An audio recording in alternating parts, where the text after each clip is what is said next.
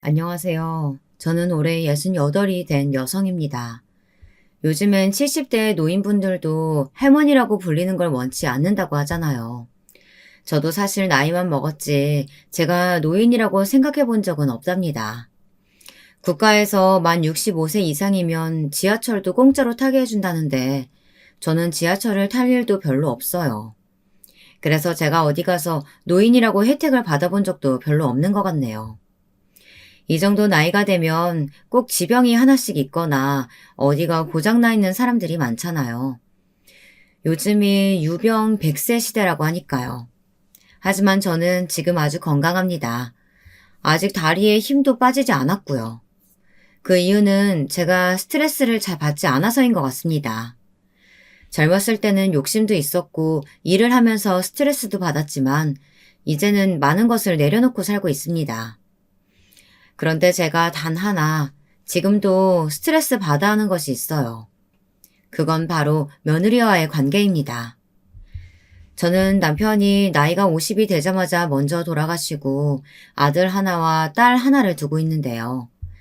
제 딸보다 더 어리고 버릇이 없었던 것이 바로 제 며느리입니다. 도대체 어떤 며느리길래 제가 이렇게까지 말을 하는지 여러분들도 궁금하시죠?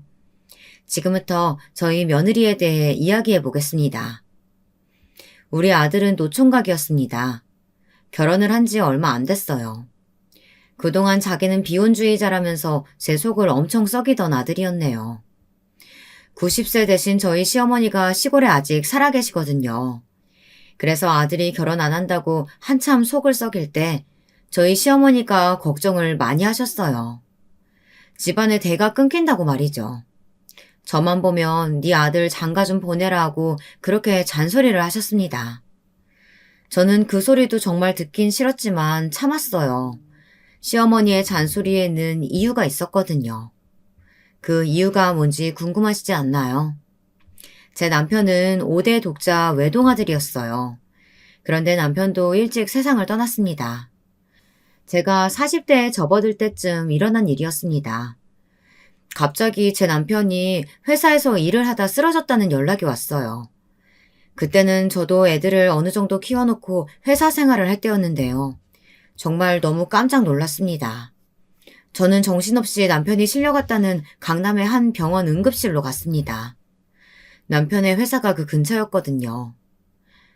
의사 선생님, 제 남편이 갑자기 왜 쓰러진 건가요? 아침까지만 해도 멀쩡했는데요. 어떻게 이런 일이 있을 수가 있죠? 진정하세요, 보호자분. 뇌출혈입니다. 원래 뇌출혈이란 게 전조 증상이 없습니다.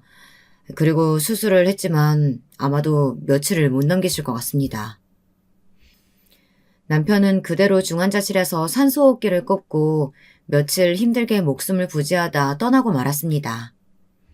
그때 남편과 제가 10살 차이니 50대를 막 넘긴 때였을 거예요. 사실 제 시댁은 손도 귀하고 남자들은 일찍 돌아가시는 경향이 있었습니다. 제 시아버지도 남편이 중학교 때 교통사고를 당해 돌아가셨다고 하더라고요. 정말 소름 돋게 무서운 건 제 남편이 죽었을 때 제 아들도 고등학생이었다는 겁니다. 이게 그저 우연의 일치일까요? 저희 시어머니는 그걸 저주라고 생각해서 본인의 남편이 일찍 사고로 돌아가시자 무당을 불러 아들을 지킨다고 굿까지 하셨다고 합니다. 하지만 그렇게 구술한 보람도 없이 제 남편은 시어머니보다 또 저보다도 일찍 세상을 떠나고 말았습니다. 이쯤 되면 저도 무서워지는 기분이 드는데 그래도 아직까지 제 아들은 잘 살고 있으니 다행이죠. 남편이 그렇게 어이없이 가버리고 나니 한동안은 정신을 차릴 수가 없더군요. 저는 잘 다니던 회사도 그만둬 버렸습니다. 그리고 아무것도 안 한 채 집안에만 틀어박혀 있었습니다. 아이들도 매일 기운 없는 엄마가 걱정이 되었나 봐요. 시골서 혼자 살고 계신 저희 시어머니에게 전화해 엄마가 이상하다는 말을 했답니다. 시어머니는 제가 자리 보전하고 누워 애들을 돌보지 않고 있다는 말을 들으시곤 시골 본가에서 한달음에 달려오셨습니다. 예미야, 네가 그렇게 정신 놓고 있으면 애들은 어떡하니? 제발 애들 위해서라도 다시 일어나야지. 나도 아들 잃어서 슬프고 힘들지만 정신은 안 놓고 산다. 애들 엄마가 되어서 이러고 있으면 어떡해. 어머니, 저 좀 내버려 두세요. 그냥 저도 딱 죽고 싶어요. 저 이제 어떻게 살아요? 남편이 이렇게 빨리 갈 줄은 저도 몰랐어요. 남편이 살아있을 때 병원 검진 받았으면 괜찮았을까요? 이렇게 남편이 허망하게 죽어버린 게 다 제 탓인 것만 같아요. 아니야, 네 탓은 아니다. 그렇게 따지면 나도 남편 잡아먹는 모진년이야. 난 네 원망 안 한다. 그저 내 아들은 하늘에 일찍 데려간 거야. 우리 손주마저 그렇게 되지 않게 이젠 네가 정신 바짝 차려야 돼. 시어머니의 마지막 말씀에 저는 정신이 번쩍 들더군요. 이제 고등학교 2학년이 된 아들과 중학생이 된 딸은 아직 제 손이 필요했던 거였습니다. 그 다음날부터 저는 다시 일어나 애들을 위해 살아가야겠다고 생각했습니다. 그래서 지금까지 허튼 마음 한 번 안 먹고 잘 살아왔던 거였습니다. 그런데 제 아들이 또 한 번 제 복장을 뒤집어 놓았습니다. 네, 아까 말했던 대로 제 아들은 비혼주의라나 뭐라나 하는 주장을 펼치기 시작한 것이었어요. 아들은 30을 훌쩍 넘고 40이 다 되도록 결혼 생각이 없다고 하는 거예요. 이번에는 시어머니까지 손주에게 단단히 실망하셨던 모양이었어요. 시어머니는 당신의 손주에게 명절에 얼굴을 볼 때마다 잔소리를 시작하셨습니다. 야, 일남아, 너 정말 장가 안 갈 거냐? 아가씨가 없으면 이 할미가 좋은 여자 소개해 줄 수 있다. 그러니 이 집안 대 끊지 말고 얼른 장가 가란 말이야. 아주 이 할미가 너 장가 가는 거 보고 죽는 게 소원이 되어버리고 말았다. 그러니 다음 설날엔 꼭 아가씨 데려와. 알았어? 할머니, 저 결혼 안 해요. 못하는 게 아니고 안 하는 거거든요. 혼자 살아도 충분히 행복한데 왜 그 고생길에 들어가요. 저는 혼자가 좋아요. 그러니까 저 결혼하라고 말씀 좀 그만하세요. 아니면 다음 설날에 할머니 댁에 안 올지도 몰라요. 뭐야? 아이고, 내가 살다 살다 결혼 안 한다는 협박 멘트는 처음 들어보는구나. 내 속이 썩어 문드러지네. 아이고, 영감, 왜 혼자 먼저 가서 이 꼴을 보게 하는 거유? 매년 질리지도 않고 제 시어머니와 우리 집안 장소는 이런 식으로 다퉈왔습니다.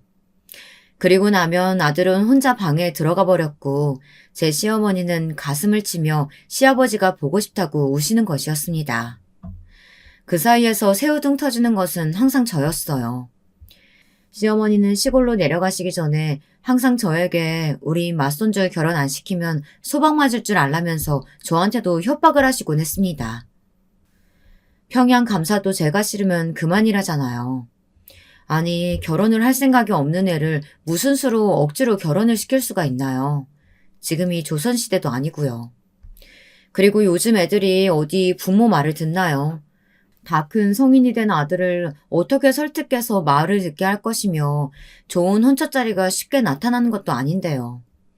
그런데 시어머니는 막무가내셨습니다. 우리 아들이 결혼을 안 하면 죽어서도 지켜보시겠다고 무서운 말씀을 하시더라고요. 그랬던 아들이 어린 여자친구를 데려왔으니 시어머니는 얼마나 좋아하셨는지 몰라요. 아들은 비혼주의를 선언한 지 10년 만에 늦장가를 들었습니다. 그것도 44살에 25 어린 신부를 데려왔죠.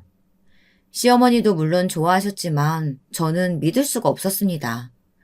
이제 손주는 물 건너 갔구나 하고 저도 속으로 실망하던 참이었거든요. 아들에게 대놓고 싫은 소리를 할 수가 없어 그저 꾹 참았던 거죠.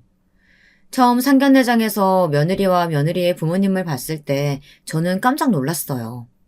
아무리 봐줘도 우리 아들하고 사부인이 한 10살이나 15살 차이가 날까 싶더라고요. 저보다 훨씬 젊은 사부인은 예쁘게 꾸미고 그 자리에 앉아 있었습니다. 주름도 하나 없고 날씬한 젊은 사부인을 보니 괜히 제가 주눅이 들더라고요. 게다가 저는 옆에 남편도 없었으니까요.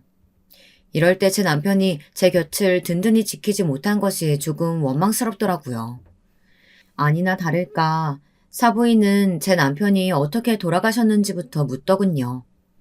지금 생각하니까 모녀가 참 쌍으로 눈치 없는 게 꼭 닮기는 했더라고요.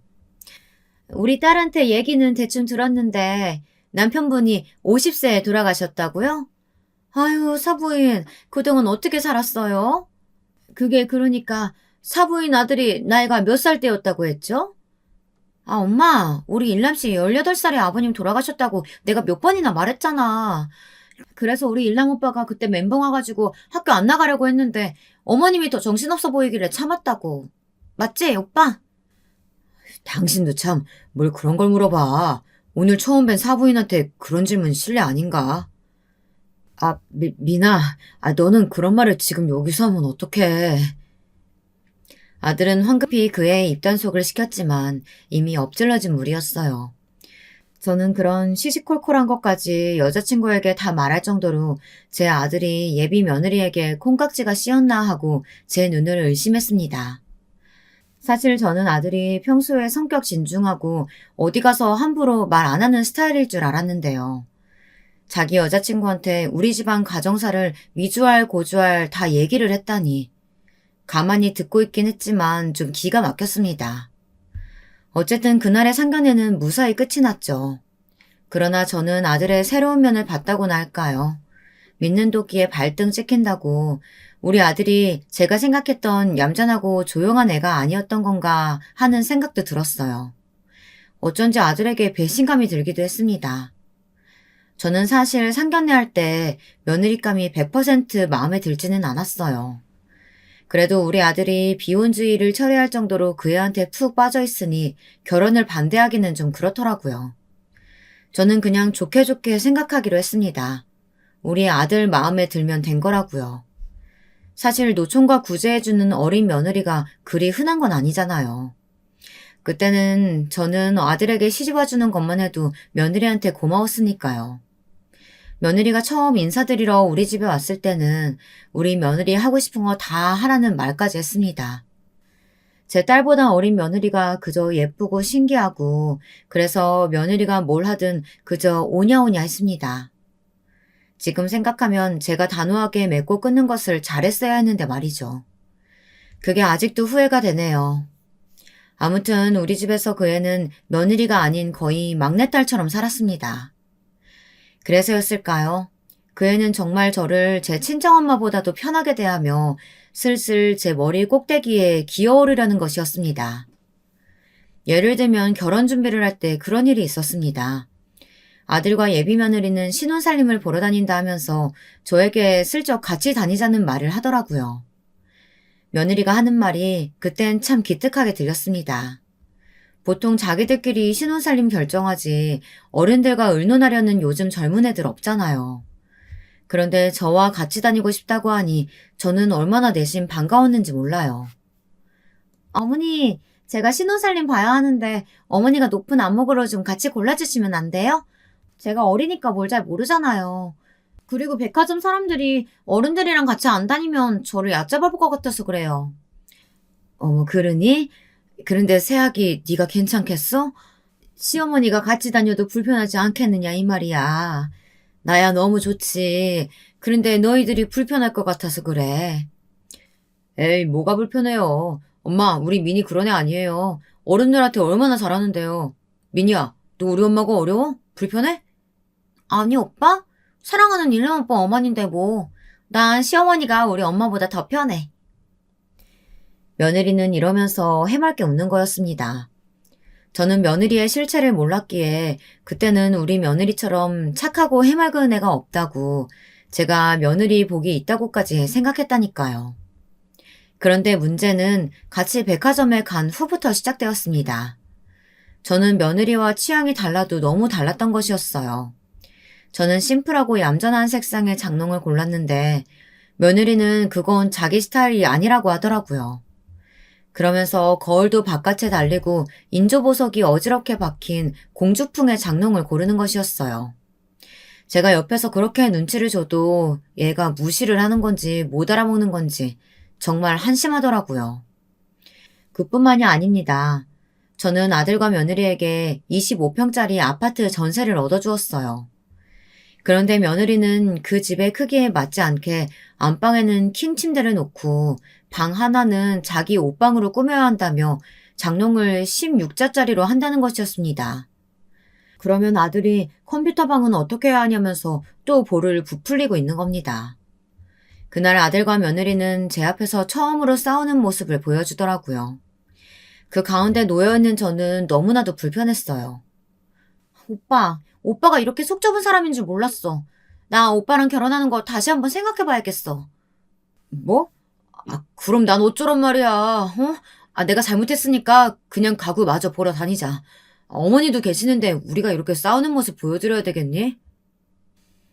저는 초조해서 손만 까딱거리며 어서 이 순간이 지나기만을 바라고 있었어요. 하지만 며느리는 팩 하고 돌아서더니 제게 인사도 안 하고 그냥 쌩하니 도망가 버리는 겁니다. 그 후로 일주일간 두 아이들은 냉전을 유지했다고 하더군요. 아니, 생각 좀 해보세요. 제 의견은 하나도 들을 생각이 없으면서 왜 저를 데리고 간 건지 저는 이해가 안 되더라고요. 게다가 어른 앞에서 좀 참지 못하고 그저 제 마음대로 남편 된 사람에게 마구 퍼붓고 가버리다뇨. 저는 며느리가 얼른 마음을 돌려주기를 기도하는 수밖에 없었습니다. 이 결혼이 잘못돼서 며느리랑 헤어지고 나면 아들이 또다시 여자는 무서운 것들이라며 비혼주의로 돌아가 버릴 것 같았거든요. 그러면 어쩌나 하는 걱정뿐이었어요. 그 후 제 아들이 며느리에게 거의 싹싹 빌다시피 해서 두 사람은 화해하고 다시 결혼 준비를 하긴 했습니다. 하지만 제 입장에서는 기분이 좋지는 않았어요. 왜 안 그렇겠습니까? 아들이 너무 며느리한테 잡혀 사는 것 같은 느낌을 받았거든요. 아들 엄마의 입장에서 쏙 보기 좋은 상황은 아니었습니다. 저는 어느 날 걱정이 되어 넌지시 아들에게 물어봤어요. 그 애가 그렇게 좋으냐고요. 제 아들은 그때는 정말 어쩔 수 없이 좋다고 며느리가 아니라면 결혼하고 싶은 생각도 없다고 딱 잘라 말하더군요. 그래서 전 예비 며느리에 대한 불만은 아들에게 입 밖에 꺼내보지도 못했습니다. 또 그 못된 며느리에 대한 이야기를 하나 더 할게요. 사실 크고 작은 사건 사고들이 며느리로 인해 많이 일어났지만 생각나는 것만 이야기해 보겠습니다. 아들이 며느리와 결혼한 지 얼마 안 되었을 때의 일입니다. 저는 어린 며느리한테 시집살이를 바라거나 한 건 없었어요. 아들이 제 집에서도 거의 모든 걸 다 한다고 했으니까요. 그날은 아들 내외가 저희 집으로 놀러와 있었습니다. 제 딸은 결혼해서 지방에서 살고 있던 터라 저는 아들에게 같이 살자고 말하고 싶었지만 그건 아들도 불편하다며 저희 집에서 차로 한 15분 거리에 있는 아파트에 집을 얻었습니다. 저는 결혼 전 아들과 약속한 게 하나 있었어요. 제가 혼자 사니까 적적해서 최소한 한 달에 한 번은 우리 집에 와 같이 저녁이라도 먹고 가라고 했습니다. 그 말을 옆에서 듣더니 며느리는 한술 더 떠 이렇게 말하는 거예요. 어머니, 저는 매주 오고 싶은걸요? 왜냐면 어머니 밥 너무 맛있잖아요. 제가 힘들게 밥하고 설거지하는 것보다 어머니 집에 와서 자주 밥 먹고 갈래요. 저 오고 싶을 때 와도 되죠? 그래, 그러렴. 며느리 네가 그렇게 하고 싶다는데 누가 말리겠니?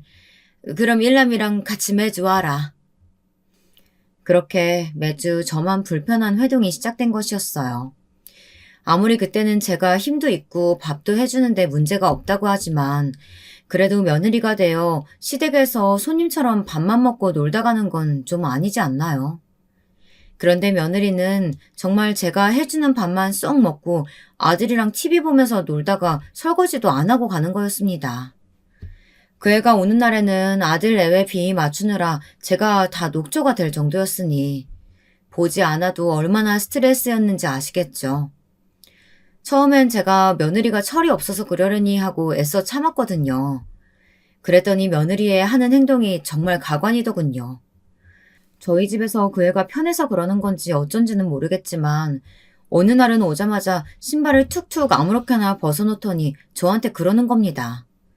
어머니, 혹시 큰 잠옷 같은 거 있어요? 저 집에서 편한 옷으로 갈아입고 있는데 시댁에 오면 좀 불편해서요. 어머니 잠옷은 무지 편할 것 같은데 저 좀 빌려주시면 안 돼요? 그래라. 그렇게 제 잠옷을 빌려가더니 밥을 먹으면서 그걸 잔뜩 더럽혀 놓는 것이었습니다.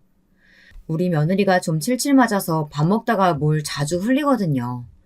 며느리에게 빌려주었던 실크 잠옷은 제가 아끼는 것이었는데요. 그 애는 항상 앞자락에다 케찹이며 김치 국물을 마구 묻혀놓는 것이었습니다. 그래서 제가 어이없어서 좀 며느리를 노려봤습니다.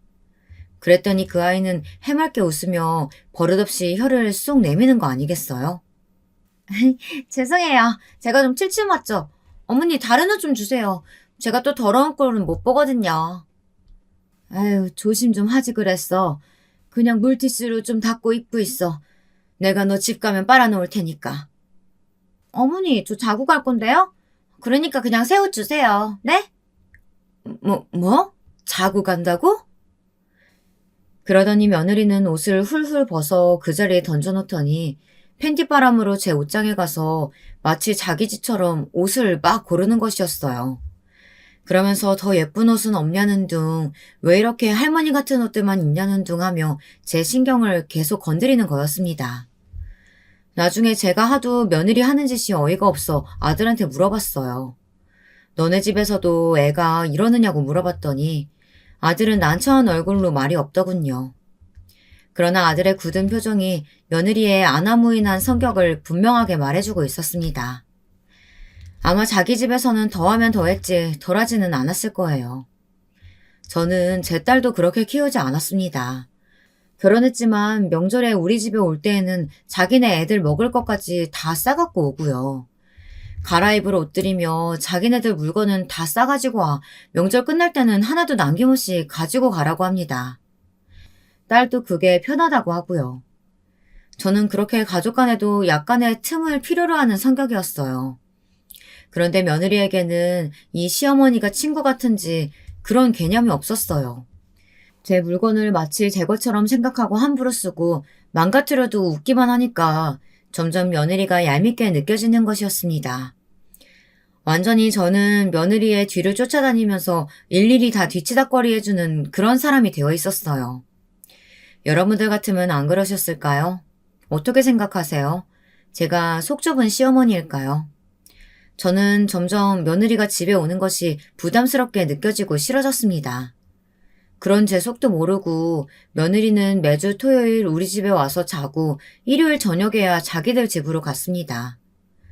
그런데 더 어처구니가 없는 건 며느리는 그걸 효도라고 생각했다는 겁니다. 제가 이번 일로 며느리와 싸웠을 때 며느리가 글쎄 이러는 것이었어요. 저는 이 말을 듣고 며느리한테 더 화가 많이 나더라고요. 어머니, 저 정말 억울해요. 다른 며느리들은 시댁에 안 오려고 해서 불만이라고 하는데 저는 매주 꼬박꼬박 와드렸잖아요. 그리고 시어머니 앞에서 딸처럼 웃고 재롱도 피워드렸으면 됐지. 제가 시댁에 놀러와서 집안일까지 해야 되나요? 보통 그런 경우를 와줬다고 하는 게 정상인가요? 제가 언제 매 주말마다 와달라고 했나요? 저는 한 달에 한 번 정도만 인사하러 왔으면 좋겠다고 말한 것뿐인데 제 뜻을 오해해도 단단히 오해했던 며느리였습니다.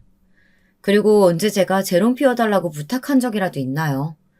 제 며느리는 정말 눈치가 없어도 1도 없는 여자였습니다. 저는 그런 성격이 아니거든요. 제가 뭐 큰 걸 바라는 시어머니는 아니라고 생각합니다. 집에 오면 인사하고 같이 소소한 얘기하고 제가 밥 해주면 적어도 설거지는 좀 해주면 안 되나요? 며느리가 워낙 할 줄 아는 게 없어서 제가 좀 걱정돼 요리 학원이라도 다녀보면 어떠냐고 한번 조심스럽게 말을 한 적이 있었는데요. 그랬더니 며느리가 갑자기 펄쩍 뛰면서 이렇게 말대꾸를 하는 거예요. 어머, 어머니, 제가 요리 잘하게 되면 어쩌시려고요? 시집살이 시키는 시어머니 되시게요? 혹시 저한테 밥 해주시는 거 힘드신 거예요? 하기 싫으시면 그냥 배달시켜 먹어요. 저는 집에서도 배달 음식 많이 먹어요. 아니, 그런 말이 아니잖아. 너는 어떻게 이 시어머니 말을 오해하니? 그리고 매일 배달 음식만 먹으면 몸 다 망가지잖아. 그러니까 요리 학원이라도 다녀서 네가 직접 남편한테 좀 요리도 좀 해주고. 아, 어머니 말씀은 그러니까 저한테 지금 와이프 노릇, 며느리 노릇 안 했다고 비난하시는 거죠? 어머니, 어떻게 저한테 그런 말씀을 하실 수가 있어요? 너무 심하시네요. 이러면서 며느리는 우는 척을 하는 것이었어요. 저는 좀 소름이 끼쳤어요. 제 며느리는 사람의 마음을 가지고 노는, 그러면서 당황한 저를 보는 걸 즐기는 것 같았습니다. 그 모습을 본 후부터 저는 마냥 며느리를 좋아할 수가 없었습니다. 그렇게 1년 동안 매주 지옥 같은 시간을 보내다가 저는 어느 날 굳게 결심을 하고 며느리에게 저의 속마음을 말해주었습니다. 민희야, 내가 할 말이 좀 있는데 말이야. 너희들 이제 주말에 너희만의 시간을 좀 보내고 이제 시댁은 안 와도 된다. 네? 어머니 그게 무슨 말씀이세요? 그럼 저 서운해요. 며느리는 눈을 동그랗게 뜨면서 저의 말에 반박했습니다. 그동안 저희 집에 와서 공짜로 먹고 자고 일도 하나 안 하고 왔다 가면 되는 거였는데 시어머니가 그걸 못하게 하니 당황했겠죠. 며느리는 얼른 제 아들에게 눈짓을 했어요. 제 아들한테 어머니 설득 좀 해보라는 뜻이었겠죠. 아들은 제 와이프 눈치를 보고 있다 얼른 저에게 말했습니다. 어머니 갑자기 무슨 말씀이세요? 이제껏 가만히 계시다 갑자기 이러시는 이유가 뭔데요? 우리 미니는 시댁을 너무 좋아해서 탈이라는데 어머니가 미니한테 좀 져주세요. 네? 야 일남아, 내가 얼마나 지쳤으면 이런 소리를 하겠니? 너는 네 마누라만 소중하냐? 내가 너희들 수발들 다 지쳐서 무릎에 관절염이 다 생겼어. 아들은 그 말을 듣자마자 미안한지 오히려 저한테 화를 내는 거였어요. 그런 일이 있었으면 미리 귀띔이라도 해주지 그랬냐고. 그랬으면 아들이 자기가 직접 설거지나 집안 청소 해줬을 게 아니냐고 하더군요. 그러나 제가 원하는 건 그런 게 아니었어요. 저는 며느리를 거실에 남겨두고 아들의 손을 끌고 안방으로 들어왔어요. 그리고 아들에게 그동안 참아왔던 며느리에 대한 불만을 쏟아냈습니다. 이 바보 같은 녀석아, 넌 와이프 말이라면 꼼짝을 못하냐? 너 애미한테 이런 못난 모습 보이려고 결혼했니? 이럴 바에야 그냥 비혼인지 뭔지 그게 낫겠어 이놈아. 저는 얼마나 화가 났던지 40이 넘은 아들의 등짝을 저절로 내려치게 되더라고요. 아들은 아픈 등을 슬슬 어루만지며 저한테 억울하다며 울먹거리는 것이었습니다. 엄마, 사실은 저도 집안에서 기 하나도 못 펴고 살아요. 미니 제가 정말 보통 얘기가 아니거든요. 집안에서 수만 번 제대로 못 쉬고 산 지 1년 됐어요. 엄마 저도 힘들어요. 그래도 이혼하기 싫어서 버티는 거예요. 여러분, 이게 사람 사는 건가요? 며느리 하나 때문에 저도 불편하고 아들도 힘들어하는데 이래도 계속 며느리와 아들의 결혼 생활을 응원이라도 해야 할지 걱정이 되더라고요. 저는 참다 못해 사부인에게 한번 약속 잡아 만나달라고 사정을 했습니다. 사부인은 영문을 모르겠다는 듯 깜찍하게 저를 속였습니다. 이미 제 며느리랑 다 짝짝꿍으로 입을 맞춰두었던 것이었어요. 저는 그것도 모르고 사부인에게 제발 딸 마음을 돌려 저희 집에 오지 말라고 말 좀 해달라고 간청했습니다. 사부인은 한참 제 이야기를 듣더니 갑자기 저에게 눈을 치켜뜨면서 삿대질을 하는 거였습니다. 아니 사부인, 제 딸이 뭘 잘못했다고 그러시는 거예요? 요즘 세상에 시어머니를 친정엄마처럼 친근하게 생각하는 며느리가 어디 있나요? 사부인, 참 행복의 겨워 배가 부르셨네요. 걔가요, 우리 집에서도 그렇게 엄마한테 살갑게 하질 않는 애예요. 미니도 나름대로 시댁에 적응하려고 노력하는 중이라고요. 아니요, 사부인. 저는 그런 노력이라면 필요 없어요. 걔가 저희 집에 와서 뭘 하는지 아세요? 집안 어지르죠. 밥 먹으면서 뭐 흘려놓고 닦지도 않죠. 제가 아끼는 잠옷도 제 것처럼 마냥 입고 다녀요. 설거지를 하나 빨래를 한번 하나. 하여간 제 시어머니를 무슨 하녀 취급을 한다고요. 사부인의 돌발 행동에 저도 화가 나 마구 소리를 질렀습니다. 사부인은 자기 딸이 그런 개차반은 아니라며 거짓말하지 말라고 하더군요. 참 뻔뻔하기가 이루 말할 수 없는 모녀였어요. 저는 커피숍에서 이게 사귀 결혼이 아니면 뭐냐고 소리를 질렀습니다. 그랬더니 주변에 모여있던 사람들이 저희 테이블을 보며 각자 수근거리고 있는 게 아니겠어요. 저를 욕하는 사람들도 있고 사부인과 딸에게 잘못했다는 사람들도 있더라고요. 어쨌든 저는 그때 너무 열이 받아 눈에 보이는 것이 없었습니다. 사부인, 사실 저 이 결혼 처음부터 탐탁치 않은 결혼이었어요. 제 아들의 대개 따님한테 목매고 걔랑 결혼 못하면 비혼주의 고집한다길래 그거 무서워서 시킨 결혼이었어요. 그런데 대개 따님 정말 해도 너무하더군요. 그냥 제 생각엔 둘이 안 맞으니 갈래 서는 게 하는 게 나을 것 같아요. 안 그래요? 제 입에서 이혼 소리가 나오자 사부인은 기가 막히다는 듯이 코웃음을 쳤습니다. 그러더니 자리에서 벌떡 일어나 말도 없이 자리를 뜨는 것이었습니다. 사부인이 가고 나서 저에게 문자를 보냈더군요. 오늘 있던 일은 제 딸한테 비밀로 할 테니까 이혼 소리는 없던 일로 하시죠. 아니면 저도 사위한테 사부인이 했던 말들 다 말해버릴지도 몰라요. 그러나 사부인은 잘 모르는 것이 있었어요. 이미 제 아들에게 씌워졌던 콩깍지는 벗겨지고 말았다는 것을 말입니다. 하지만 제가 원하던 며느리와의 인연을 끊기는 시어머니의 반대에 부딪히고 말았습니다. 제 시어머니는 어떻게든 며느리를 설득해서 아들을 낳게 해야 한다는 거였죠. 대를 이어야 한다는 것만이 시어머니의 소원이고 그 이유였습니다. 막말로 그 후에야 제 아들이 이혼을 해도 하라는 거였어요. 혜미야, 그냥 네가 우더른으로서 그 아이를 좀 참고 살아주면 안 되겠냐? 우리 손주가 정말 사랑하는 아이인데 네 마음에 안 든다고 그 애들을 갈라놓아서야 쓰겠어? 너는 걔보다 한참 어른이니까 네가 참는 게 맞아. 너도 처음엔 며느리 잘 들어왔다고 그렇게 좋아했잖아. 저는 시어머니의 세상 물정 모르는 말씀을 묵묵히 듣고 있었지만 속으로는 천불이 났습니다. 제가 아무 대답이 없자 시어머니는 한숨을 쉬셨어요. 제 시어머니도 제 고집에 두 손 두 발 다 드신 경험이 있었거든요. 지금은 저도 너무 후회되는 일이긴 하지만 제가 셋째를 임신했던 적이 있었는데요. 그런데 회사 일 때문에 도저히 애를 셋까지 키울 마음에 여유가 없었습니다. 그래서 저는 남편에게 셋째가 생겼지만 아이를 지우겠다고 했어요. 그랬더니 남편과 시어머니는 불같이 화를 내셨습니다. 이왕 생긴 생명을 왜 지우냐고 하시며 그렇게 힘이 들면 시어머니께서 나눠서 키워주시겠다는 말씀까지 하셨습니다. 하지만 저의 굳은 마음을 돌릴 수는 없었죠. 저는 기어코 산부인과에 가서 아이를 지워달라고 부탁을 했고 5주가 된 뱃속의 태아는 그렇게 사라져 가고 말았습니다. 그때는 인구가 폭발했던 시기여서 몰래 아기를 낙태시켜주는 산부인과들이 많았어요. 저 역시 유산을 하고는 마음이 좋지는 않았죠. 하지만 남편에게는 자연유산이 되어버렸다고 담담하게 말을 했습니다. 남편은 아깝다고 눈물을 흘리며 셋째 아기의 유산을 슬퍼했어요. 남편의 그 모습을 보자 저도 양심의 가책을 받기는 했습니다. 그 이후로 저는 시어머니의 말이라면 꼼짝 못하게 된 것이었어요. 제가 지은 죄가 있으니까요. 어머님은 아직도 그런 사실을 모르고 계십니다.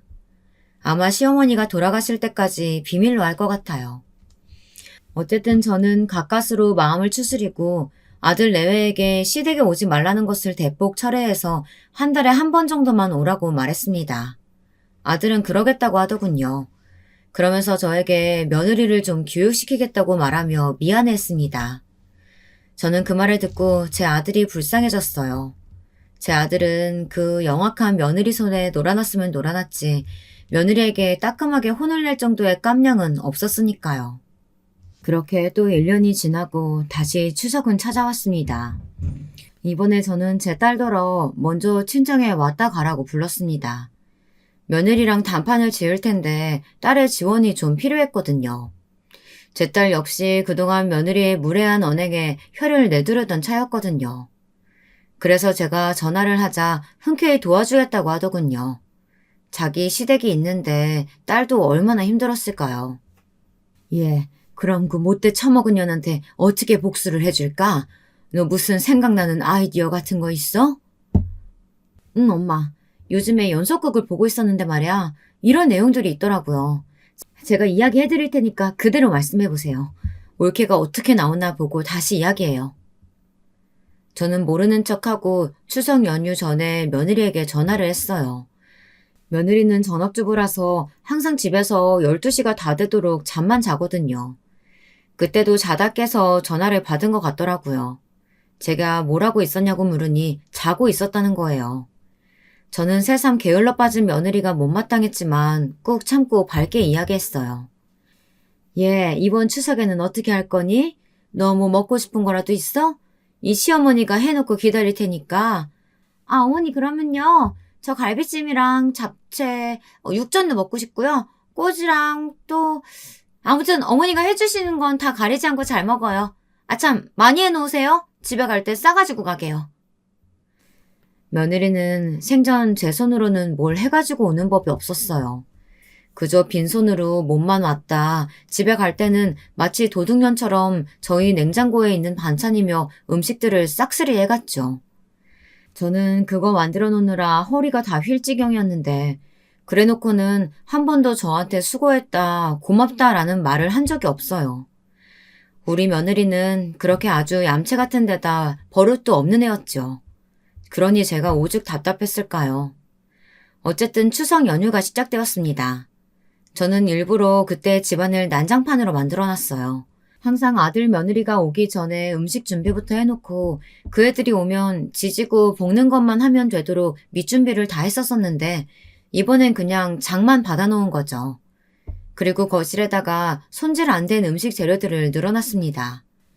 며느리가 아침잠이 많아 저희 집에 점심때가 다 된 후에야 오거든요. 작년에는 그동안 저 혼자 낑낑거리면서 모든 걸 다 해놨었는데 이번에는 그러지 않기로 한 거였어요. 며느리가 오자 저는 반가운 척하며 버선발로 나가 며느리를 맞아들였어요. 제 성격상 청소도 해야 하고 음식 밑준비도 거의 다 해놓을 줄 알았던 며느리는 경악으로 눈을 휘둥그레 떴습니다.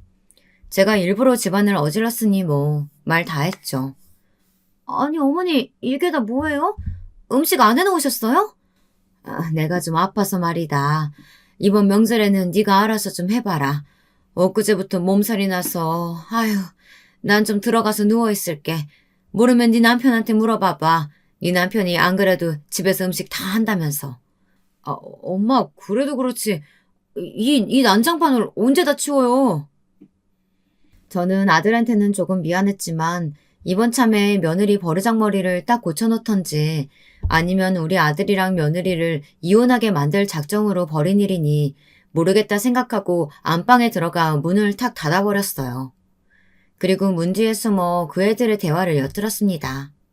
아니나 다를까 며느리는 제 아들에게 마구 짜증을 내는 것이었어요.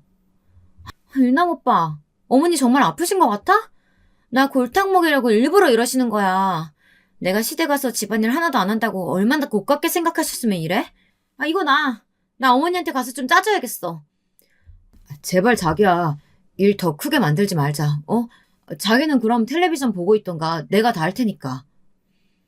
바로 그때 타이밍도 좋게 제 딸이 애들 둘을 데리고 집으로 왔습니다. 그랬더니 며느리는 어이가 없었는지 제 딸에게 그러더라고요. 형님, 원래 시댁 먼저 가시잖아요. 그런 거 아니었어요? 오늘 웬일로 여기 오신 거예요? 엄마가 아프시다길래 내가 걱정돼서 시댁에 말씀드리고 친정 먼저 왔는데 왜? 내가 내 집에 오는데 뭐 잘못되기라도 했어? 제 딸은 집에 오자마자 며느리에게 톡 쏘아주고는 안방으로 들어와 저에게 상황을 보고했습니다. 역시 며느리는 손 하나 까딱하지 않았고 제 아들만 열심히 뺑이치고 있었던 거였습니다. 딸은 오빠한테 할 말이 많아 보였지만 참고 들어왔다고 하더라고요. 우리 며느리 버릇을 잘못 들인 건 바로 오빠였으니까 말이죠. 저는 그 소리를 듣고 더 심란해졌습니다. 딸은 저와 안방에서 숨죽이고 거실에서 일을 하고 있던 애들의 동태를 살폈어요. 아니, 일은 우리 아들만 하고 며느리는 TV 틀어놓고 거실 소파에서 북박이처럼 꼼짝도 안 하고 있었습니다. 저는 속이 부글부글 끓어 더 이상 참을 수가 없더라고요. 당장이라도 나가서 며느리를 내쫓고 아들을 구하고 싶은 마음만 굴뚝 같았죠. 하지만 딸은 저보다 좀 머리가 잘 돌아가더군요. 딸은 애들을 거실에서 막 떠들게 시켰어요. 숙모의 정신을 쏙 빼놓으라고 시킨 거죠. 애들은 제 세상을 만난 듯 거실에서 뛰어다니며 놀았습니다. 그러니 얼마 안 지나서 며느리의 날카로운 목소리가 들렸습니다. 얘들아, 너희들 너무 크게 소리 지르고 뛰지 좀 마라. 이 숙모가 TV 보는데 방해되잖니. 얼른 나가서 놀아. 여기 아파트 앞에 놀이터 있잖아. 아니 왜 애들한테까지 소리 지르고 난리야.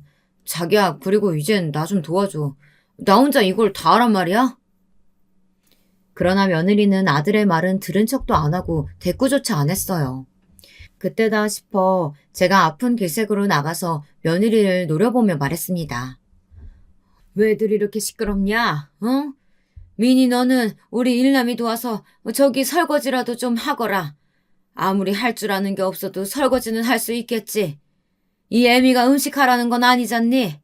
그런 건 기대도 안 하니까 저기 부엌에 쌓인 설거지라도 좀 해봐. 어머니, 저 시집살이 시키시려고 일부러 그러시는 거죠? 어머니, 아픈 척만 하시는 거 아니에요? 저 설거지 못해요. 이렇게 시집살이 시키실 거면 저 일남 오빠랑 이혼할 거예요.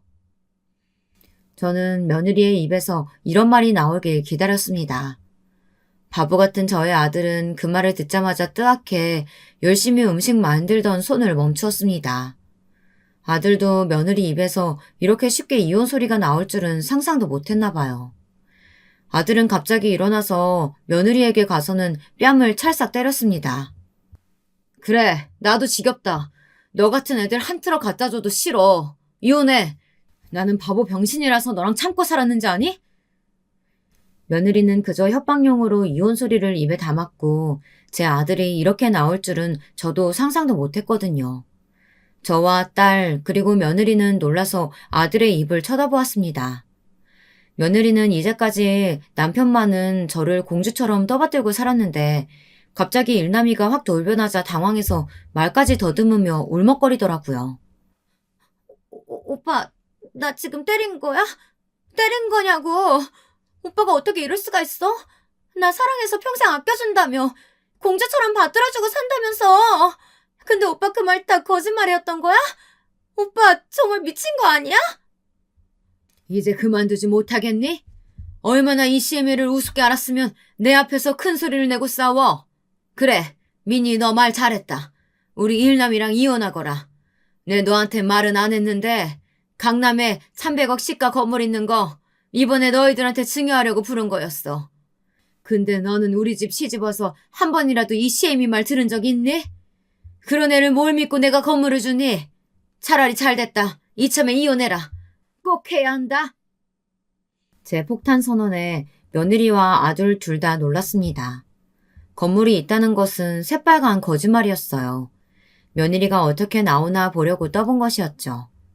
제 말을 듣자마자 며느리의 얼굴에 낭패의 빛이 떠오르면서 말까지 더듬거리는 것이었어요. 어머니, 왜 진짜 그런 말씀 안 하셨어요?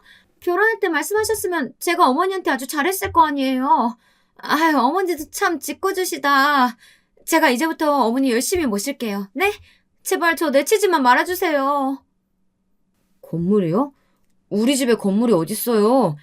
에이, 엄마 농담하지 마세요. 아들은 눈치 없게도 저런 말을 하며 딸과 저의 계획에 초를 치려는 것이었습니다. 딸은 황급히 아들의 입을 막으며 웃었어요. 하하하, 오빠는 모르지만 엄마가 나한테는 얘기하신 적 있어. 생전에 아버지가 로또 맞아서 건물 하나 샀는데 그게 요즘 완전 올라서 300억까지 됐다고. 다행히 며느리는 제 거짓말을 진짜로 믿고 제 앞에 무릎을 꿇고 싹싹 비는 것이었어요. 돈 앞에 초연한 사람 없다더니 며느리도 엄청 속물이었던 거죠. 세상에 돈 싫어하는 사람이 어디 있겠어요. 며느리는 제가 유남이와 이혼하라고 계속 종용하자 울면서 애원까지 하더라고요. 하지만 저는 오늘 날 잡고 며느리 버릇을 고치려 했기 때문에 쉽게 용서할 생각이 없었습니다. 저는 이제 와서 다 필요 없으니 우리 아들이랑 이혼하고 친정에나 가라고 며느리를 단호하게 집에서 쫓아냈어요. 그리고 남은 아들을 붙잡고 물었습니다. 일남아, 내 말 잘 들어. 쟤는 돈밖에 모르는 애고 네가 이미 오냐오냐 해서 그 성질머리 고치긴 힘들 거야. 너는 평생 며느리를 공주처럼 받들고 모시면서 살 자신 있니? 안 그러면 이만 이혼해라. 내가 너도 너지만 쟤 때문에 제명에 못 살 것 같아서 그런다. 저는 그럼 어떡해요? 엄마 저 비혼주의라서 싫다면서요. 그리고 시골에 계신 할머니까지 감당할 자신 있으세요? 저는 그래도 민이랑 내가 너 이 집안 대의으라고 강요한 적 있냐? 앞으로 절대 그런 말 안 할 테니까 네가 결정해. 네가 며느리랑 계속 살고 싶다 하면 말리지는 않는다. 대신 나는 며느리 얼굴 안 본다. 너희들끼리 이 애미 도움 없이 지지고 볶고 잘 살아. 아니면 이만 이 결혼 끝내. 내가 봤을 땐 저런 응석바지는 못 고쳐. 아들은 그래도 2년간 살맛대고 산 여자라 그런지 울면서 망설이는 것 같더라고요. 그러더니 현관문 밖에서 며느리가 문 두드리며 우는 소리를 듣더니 말없이 제 아내에게 가는 것이었습니다. 그러면서 아들은 조용히 저에게 말하더군요. 어머니, 저는 지금은 미니한테 가야겠어요. 언제가 제가 이 결혼이 정말 아니다 생각되면 이혼을 하더라도 제가 할게요. 그때는 제가 다시 집에 돌아올게요. 죄송해요. 저는 눈물을 흘리며 아들을 며느리에게 보냈습니다. 저는 아들을 뺏긴 것 같은 허전함에 몸서리치면서도 지금도 눈물을 흘릴 때가 있어요. 그러나 그 근본도 없는 사돈 집안이나 못돼 처먹은 며느리를 살면서 다시는 보고 싶지는 않았습니다. 아들은 아직도 그 버르장머리 없는 며느리의 시종 노릇을 하면서 살고 있어요. 제 팔자를 제가 꼬았다고 밖에는 말할 수가 없겠죠. 하지만 아들 부부 사이에 어떤 조그만 애정이라도 있으니 제 아들도 며느리를 못 버리겠던 모양입니다.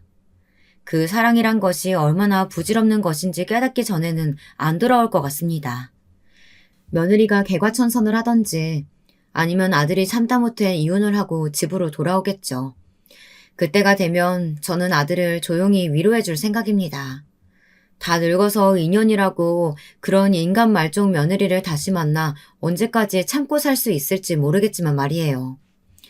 제 시어머니는 제가 한 행동에 심정적으로는 알겠다고 하시면서도 아직도 아들이 이혼하기보다는 얼른 아들을 낳으라고만 말씀하고 계세요.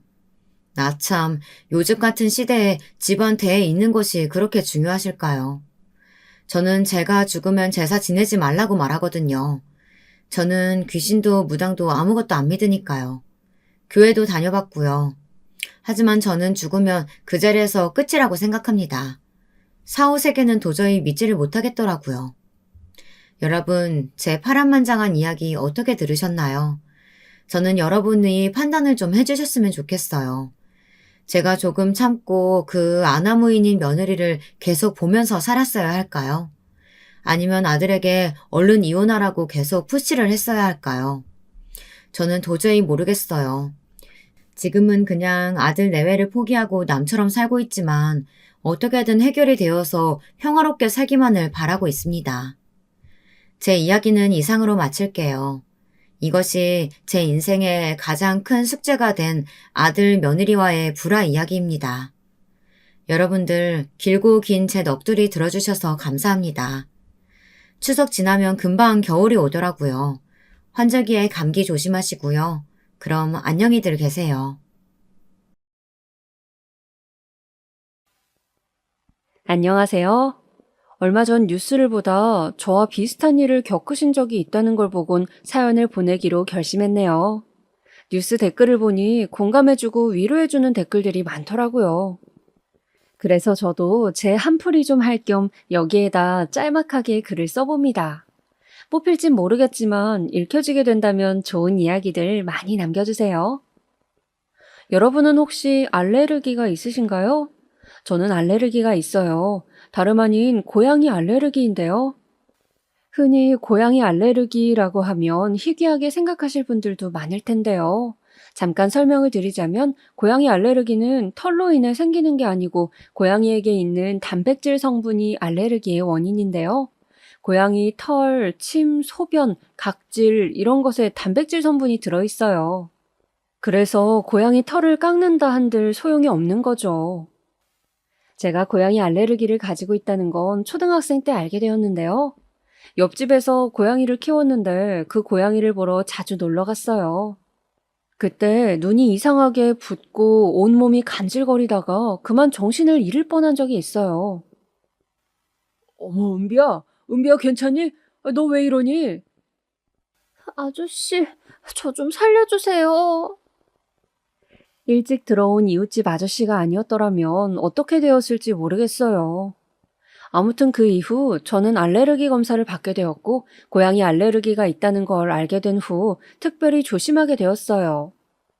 하지만 이걸 이해 못하는 분이 있었는데 바로 시어머니였어요. 시어머니는 애묘가셨어요. 고향이 없으면 하루도 못 사시는 그런 류에 속하는 집사분이었어요. 심지어 시어머니 집엔 고양이가 4마리나 살았어요. 이름도 다 달라요. 저랑 공교롭게 이름이 같은 은비, 금비, 까비, 솔비 4마리나 됐는데 제겐 그 고양이들이 모두 공포의 대상이었어요. 아이, 너는 참 유난이다 유난이야. 이 이쁜 것들이 뭐가 무섭다고 번번이 내가 네 집을 가야 하는 거니? 아, 어머니 무서운 게 아니고요. 제가 고양이 알러지가 있어요. 말씀드렸잖아요. 아니, 그거 면역 치료 이런 것도 있는데 그걸 좀 받든가 그럼. 번번이 CME를 왔다 갔다 하게 해야겠니? 아, 죄송해요, 어머님. 그래도 오늘 모처럼 저희 집 오셨으니까 제가 갈비찜 해드릴게요. 끓이기만 하면 돼요. 어이구, 짜증나. 이 비 오는 날 차 끌고 여기까지. 아이, 며느리가 아주 상전이네, 상전이야. 나 같은 CM이가 어디 있나 봐라. 없을 게다. 처음에는 그래도 귀여운 수준이었던 것 같아요. 당시 저와 남편 둘 다 신혼이었고, 남편 역시 우리 엄마 또 시작이네, 또 시작이야. 그만하세요. 하며 말리고 드는 통에 심하지 않았거든요. 하지만 그 정도가 심해진 건 시아버지가 갑작스레 세상을 떠나시게 된 후부터였어요. 원래도 지병이 있으시긴 했지만 정말 갑자기 일어난 일이라 저도 남편도 모두 마음이 힘들었던 시기였었죠. 시어머니도 반려자를 떠나보낸 만큼 많이 아파하셨습니다. 그래서 저도 시어머니가 제게 고양이 알러지로 구박을 하실 때마다 요즘 마음이 예민하신가 보다 정도로 생각하고 있었어요. 그런 어머니를 더 위해드려야겠다는 생각이 들어 남편에게 어머님 건강식품을 들려보내기도 하고 간식 같은 걸 선물해드리기도 했죠. 근데 어느 날부터인가 그런 제 생각이 착각이었다는 걸 알게 되었습니다. 어느 날 어머님이 친구분과 하는 통화를 몰래 엿듣게 된 적이 있었는데요. 제가 들으려고 한 건 아니고 고깃집에서 나오는데 주차장 쪽에서 어머님 목소리가 아주 쩌렁쩌렁하게 울리더라고요. 아, 그래, 내가 말했잖아. 걔 아주 유난스럽다고. 아, 지가 뭔데 날 왔다 갔다 하게 한다니까? 그 때문에 내가 요즘 관절 치료 받고 있는데도 내 아들 보려면 거기를 가야 해. 아들을 오게 하라고? 아들은 바빠서 올 시간이 없지. 아, 내가 가야 하는데 정말 힘들어 죽겠다니까 그래? 이런 얘기 너한테만 한다. 다른 사람한텐 쪽팔려서 말도 못해. 다른 애들한테 얘기해봐라. 날 얼마나 등신 머저리 시어머니로 보겠니? 차라리 그나마 지금은 나아. 애아버지 가고 나니까 며느리한테 막 할 수 있거든. 예전에는 구박하고 싶어도 애아버지 때문에 못할 때가 많았지.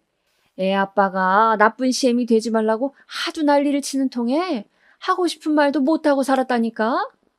아무튼 요즘 마음도 헛헛하고 그런데 우리 고양이들 때문에 그나마 살고 있다 얘. 그 말을 듣고 있는데 일종의 배신감이 들더라고요.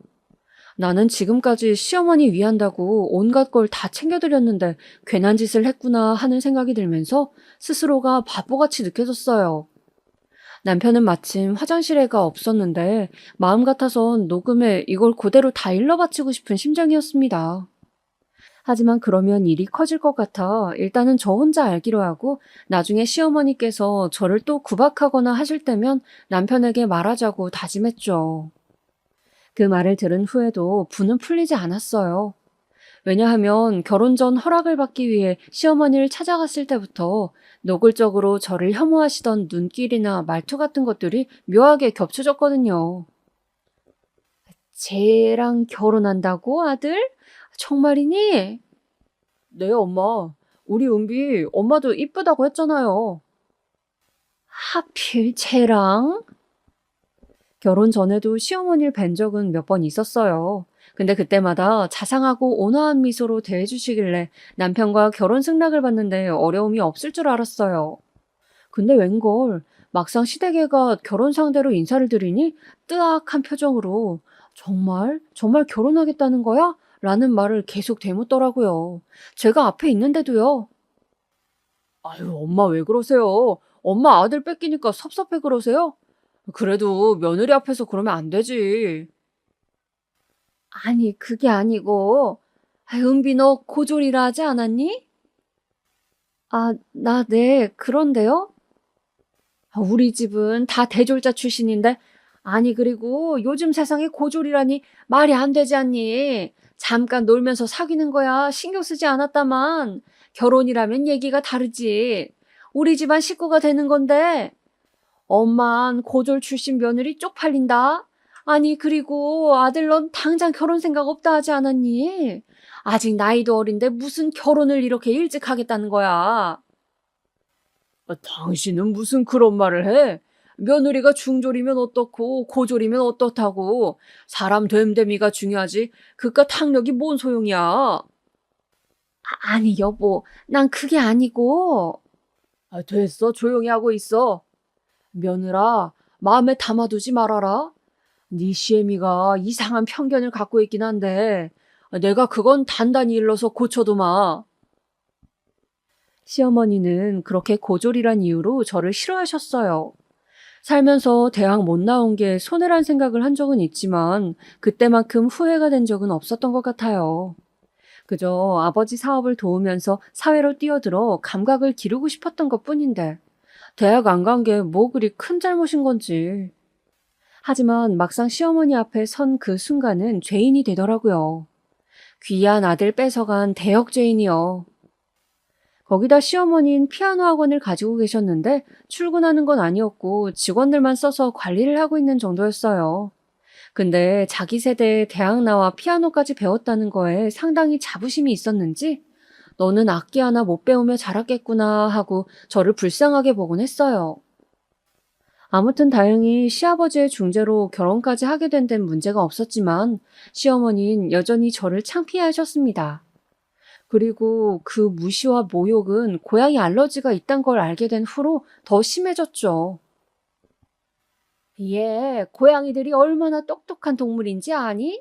혼자 배변도 가리고 밥도 먹고 물도 먹고 심지어 간식 서랍만 열면 달려와. 심지어 우리 까비는 내가 아플 때 옆에 와 있어 주기도 해. 나보고 쉬라는 거지. 아, 네. 근데 고양이도 이런데 사람이면 당연히 자기 밥벌이 정도는 하고 가릴 건 가리고 해야 하지 않겠니? 네? 그게 갑자기 무슨 말씀이세요, 어머님?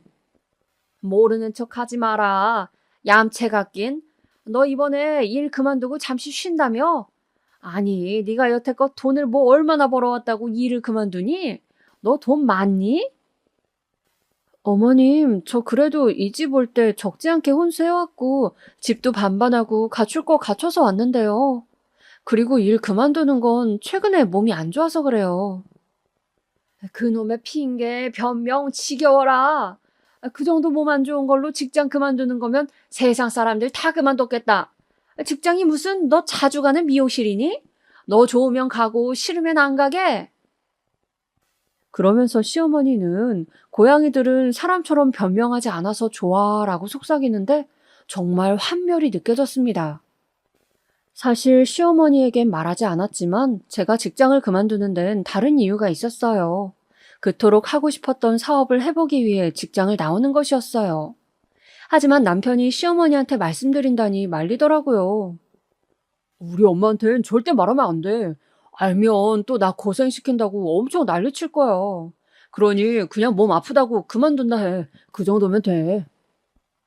그래도 솔직하게 말해야 하지 않을까? 어차피 나중엔 알게 될 건데. 나중에 알게 될 거 미리 알아 뭐해? 엄마 성격은 내가 잘 알아. 알면 분명 너 엄청 괴롭힐 거야. 솔직히 저도 시어머니의 구박을 더 당할 자신은 없었고, 그래서 그냥 말하지 않고 묵묵히 제 사업을 이끌어가기로 했습니다. 어렸을 때부터 뷰티에 관심이 많았는데 관련된 쪽에서 계속 일을 하다 보니 생각이 더 구체화되었어요. 화장품을 만드는 그런 사업은 아니고 네일 아트를 비롯해 헤어, 피부 관리실을 예약하는 서비스를 제공하는 어플인데 개인적으로 전화를 해서 시간을 확인하는 과정이 번잡스러웠고 내가 원하는 시간이 아니라 시술자가 가능한 시간에 맞춰줬었기 때문에 그런 부분이 불편하다고 느껴왔어요. 그래서 일을 해결해주는 서비스가 좋겠다고 생각했어요.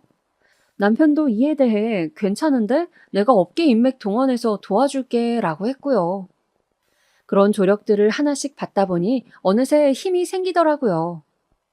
사업 초기 자금은 아버지에게서 받았어요. 저와 남편이 벌어놓은 돈도 있었지만 제 오랜 계획을 이미 알고 계셨던 아버지께서 흔쾌히 도와주신다고 하셨거든요. 잘해봐라. 내 딸이니까 누구보다 잘하겠지만 사업가 피가 어디 가겠니? 아빠 아직 일러요. 이제 시작 단계예요. 시작이 반이야. 나머지는 알아서 굴러가게 되어 있어. 당시엔 아버지의 말씀을 이해할 수 없었지만 정말 초기에 시행착오를 세게 겪고 나니 그 다음은 조금씩 길이 보이기 시작하더라고요. 어떻게 하면 더 많은 업체를 확보할 수 있는지, 고객을 끌어들이는 것보다 중요한 게 뭔지 하나하나 디테일하게 알아가게 되었어요. 그리고 이에 따라 벌어오는 수익도 점차 커졌죠. 수익에 변화가 생기자 남편이 제일 먼저 좋아했어요. 내가 와이프 하나는 잘 뒀네. 하며 자기가 뭐 도와줄 건 없는지 물어보더라고요. 하지만 제게 필요한 건 다 있었어요. 9명이지만 하나가 되어서 일하는 충실한 직원들도 있었고, 불안정하지만 미래도 있었고요. 그러다 이 소식을 알게 된 친구가 축하 파티를 해준다고 불렀어요. 이야, 우리 성공한 사장님 오셨네. 얼른 오세요. 자리 맡아놨습니다. 성공은 무슨, 갈 길 멀었다, 야. 근데 축하 파티까지 열어주고 고맙네. 친구 좋다는 게 뭐야. 이런 거지. 얼른 한잔 해라. 저희는 오랜만에 만나 시시콜콜한 대화를 나누며 분위기를 이어가고 있었어요. 근데 갑자기 시어머니에게서 전화가 왔어요. 무슨 전화인가 싶어 받았더니 반찬 갖다 주러 왔는데 너 왜 전화를 안 받니? 하고 소리를 지르는 거였습니다. 어머님, 저 친구랑 있느라 제가 핸드폰을 못 받네요. 죄송해요. 지금 그걸 말이라고 하니? 나 지금 30분째 니네 집 앞에 있다. 시어머니는 이 말만 하고 전화를 끊으셨고 전 헐레벌떡 친구와의 자리를 끝내고 집 앞으로 갈 수밖에 없었습니다. 그런데 도착하자마자 시어머니가 섬뜩한 눈길로 절 보더니 갑자기 제 머리를 향해 반찬통을 집어던지는 거예요. 잘못 맞았으면 골로 갈 뻔했습니다. 어머니, 넌 대체 정신이 어떻게 박히내길래 말귀를 못 알아쳐먹니? 고졸이라 그러냐? 고졸들은 원래 다 녹았니? 나는 대졸자라 도통 모르겠다. 그날 시어머니가 제게 한 말은 거의 폭언이나 다름없었습니다. 그에 제가 맞서려 하자 시어머니는 어디서 시애미한테 대드는 거냐, 고졸자는 다 그러냐 하며 또 고졸을 물고 늘어지더라고요. 기가 막혔습니다. 내가 싫은 건지 고졸자가 싫은 건지 고졸자인 내가 싫은 건지 이 상황이 화가 나기보단 황당했어요.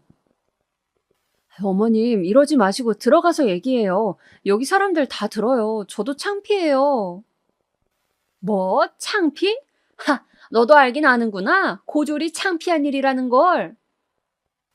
어머니, 그만하세요. 고졸. 지겹지도 않으세요? 왜 그렇게 저를 못마땅해 하시는 거예요? 제가 어머니께 뭐 잘못한 거 하나 없잖아요. 잘못한 게 왜 없어? 잘난 내 아들이랑 결혼한 게 잘못한 거지. 내가 혹여나 노파심에 말하는데 말이다. 고졸 콤플렉스 극복하겠다고 너 무슨 사이버 대학교 그런 데 갈 생각하지 말아라. 그게 더 우리 집안의 수치다. 알지? 그때였어요. 엄마, 방금 한 말 다 뭐예요? 성민아, 퇴근했니? 엄마가 우리 아들 주려고 반찬 해왔단다. 엄마, 반찬은 됐고 방금 한 말 다 뭐냐고요? 그게... 엄마, 이럴 거면 앞으로 오지 마세요. 들어가자.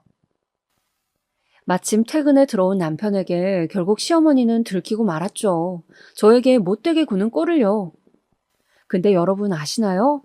아들이 자기 편 말고 며느리 편 들면 시어머니는 더 미친다는 사실을요. 경험해보신 분들이라면 아시겠지만 전 그때 처음 겪어봤습니다. 거짓말 안 하고 시어머니께서 제가 일하는 낮 시간에 수십 번 전화해 욕설을 날리거나 그도 성에 안 차는지 문자를 보내시더라고요. 바로 이혼을 재촉하는 문자요. 참 웃기죠. 그런다고 며느리가 이혼을 할까요? 저 아닌 다른 며느리들이라도 더 오기가 생겨서 못할 것 같은데 왜 시어머니들은 그걸 생각 못 하시는지.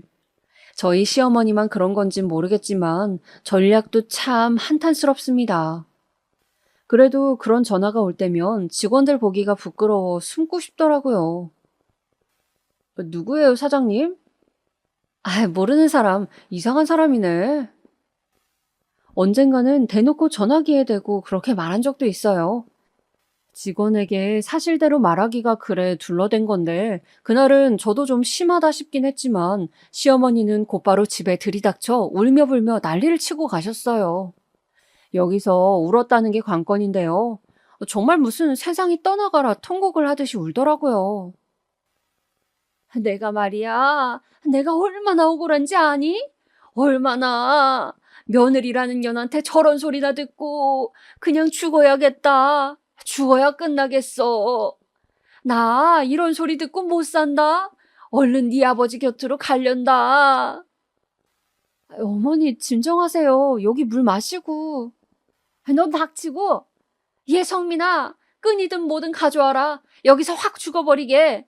며느리가 얼마나 시애미를 물러봤으면 그런 소리를 하겠니? 얼마나 날 무시했으면. 나 못 산다. 못 살아. 옆에서 남편은 한숨을 푹푹 쉬어대고 시어머니는 제가 할 소리들을 줄줄이 늘어놓더라고요. 결국 제 입에서 잘못했단 소리가 나오자 그제야 시어머니는 우는 소리를 멈췄어요. 너 정말 잘못했니? 네, 어머님 잘못했어요. 그럼 무릎이라도 꿇고 빌어라. 네? 무릎 꿇고 빌라고? 왜? 그건 못하겠니? 아이고 성민 아빠. 사람을 학대하는 방법도 정말 가지가지더라고요. 좋게 지낼 수도 있을 텐데 어쩜 저렇게까지 하는데 그날 결국 저는 시어머니 앞에서 무릎을 꿇고 다신 안 그러겠다는 말을 해야 했습니다. 아마 여러분들은 저를 바보로 보실 수도 있을 거예요. 더한 소리를 들어놓고 그 상황에서 왜 빌었냐고요.